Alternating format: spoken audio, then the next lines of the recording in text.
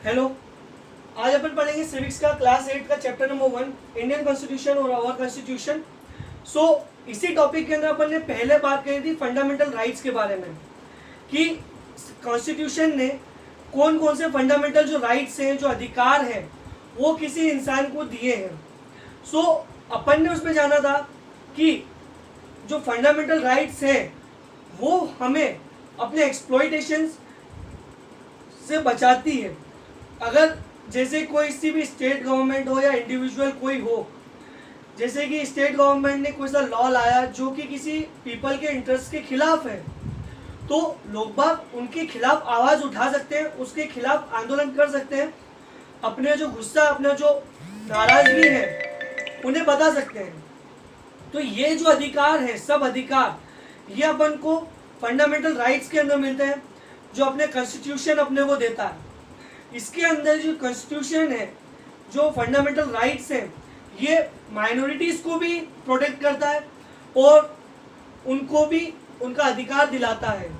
जैसे कि जो मेजॉरिटी कम्युनिटी है, कई बार उनके डिसीजन ऐसे हो जाते हैं कि वो कहीं ना कहीं जो माइनॉरिटीज़ जो कम्युनिटी है उनको गलत, मतलब उनको ठेस पहुंचाती है, या तो उनके जो चाहते हैं उसके खिलाफ हो जाते हैं।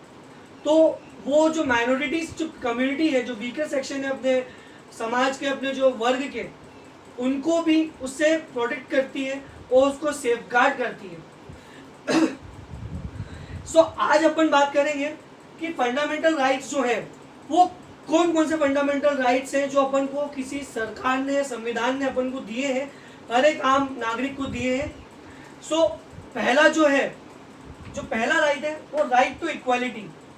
राइट टू इक्वालिटी का मतलब यह है कि समानता का अधिकार, कि जितना भी जो देश के अंदर जितने भी जो लोग हैं, जो भी बच्चे हैं, महिलाएं हैं, जो छोटे ग्रुप के हैं, जो छोटे समाज के हैं, जो बड़े समाज के हैं, चाहे वो अमीर हो चाहे वो गरीब हो, सब समान है।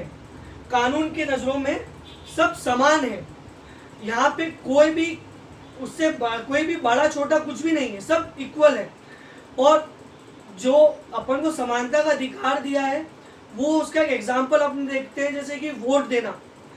जो कॉन्स्टिट्यूशन ने, जो संविधान ने अपन को वोट देने की जो ताकत दी है वो सभी को एक ही दी है, चाहे वो अमीर हो चाहे वो गरीब हो, चाहे वो पिछड़े समाज का हो चाहे वो माइनॉरिटीज़ का हो चाहे वो मेजॉरिटी कम्युनिटी का हो, सभी को केवल एक वोट डालने का अधिकार दिया है और एक से ज़्यादा कोई भी नहीं डाल सकता है।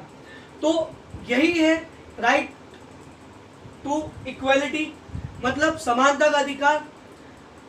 इसके अंदर एक और पॉइंट है, no citizen can discriminate against on the basis of their region, caste and sex.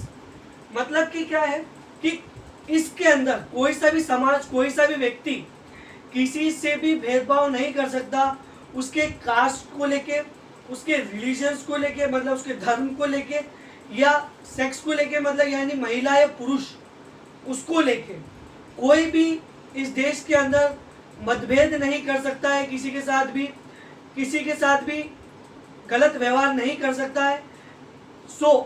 उसके लिए भी जो अपन को अधिकार दिया है वो राइट टू इक्वलिटी के अंदर आता है। यदि अगर ऐसा किसी के साथ होता है कि उसको किसी के धर्म के कारण या उसके कास्ट के कारण या उसकी सेक्स के कारण या तो महिला होने के कारण या पुरुष होने के कारण, जो भी रीज़न है उसके कारण उसके साथ अगर गलत हो रहा है, तो वो जुडिशरी में जा सकता है, न्यायालय में जा सकता है। न्यायालय वहाँ पे उसकी बात सुनेगी और उसको उसका अधिकार दिलाएगी। अपन को फर्स्ट जो अधिकार मिला है वो राइट टू इक्वालिटी का है। सेकेंड पॉइंट पढ़ते हैं, right to freedom. Right to freedom का मतलब क्या है कि आज़ादी। राइट टू फ्रीडम मतलब सबको आज़ादी है। राइट टू फ्रीडम मतलब ये है कि इसका पॉइंट पढ़ते हैं, it includes the right to freedom of speech and expression. अब इसके अंदर क्या है कि जो संविधान ने अपन को जो आज़ादी दी है वो सभी तरीके से दी है।